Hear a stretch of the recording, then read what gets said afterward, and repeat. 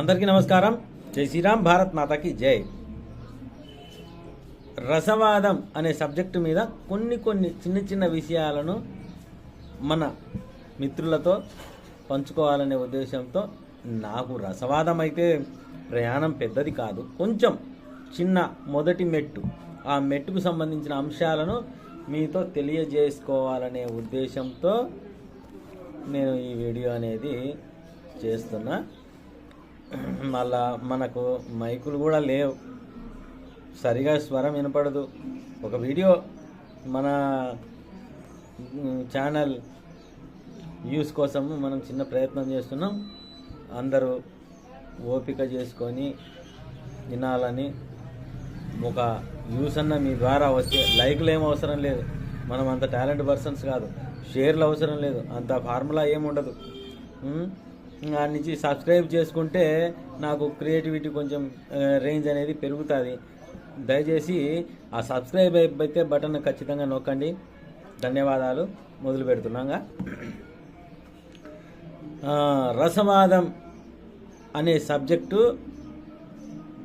ఒక లోహాన్ని, ఏదైతే మనకు వెండి బంగారు అనే ఖరీదైన లోహాలు ఉన్నాయో ఆ లోహాలను తక్కువ ఖరీదైనటువంటి లోహాలు ఏవైతే ఉన్నాయో, సీసము, తగరము, రాగి, ఆ నుంచి పాదరసం, ఈ 4 వస్తువులు తక్కువ ఖరీదు.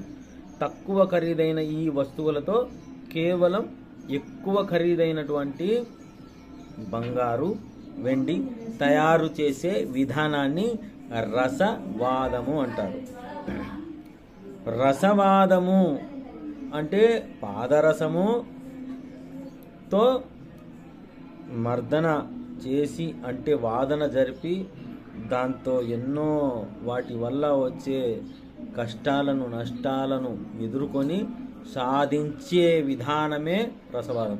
సాధించడం అంటే వాదంలో విజయం పొందడం, బంగారు కానీ వెండి కానీ తయారు చేసేయడమే రసవాదం యొక్క ప్రధాన కర్తవ్యం, లక్షణం. ఆ తారాస్థాయికి అందరూ వెళ్ళగలుగుతారా అంటే వెళ్ళలేరు. ఎందుకు వెళ్ళలేరంటే, ఇప్పుడు ఈ వజ్రాలు ఏరుకోవడానికి చాలా మంది లేబర్లు వెళ్తున్నారు. వాళ్ళ ఆ లేబర్స్కు వజ్రం ఎలా ఉంటుందో తెలియదు. వజ్రానికి పోలినటువంటి రాళ్ళు ఏ విధమైన కఠినత్వం కలిగి ఉంటాయో కనిపెట్టలేరు. ఒకవేళ వజ్రం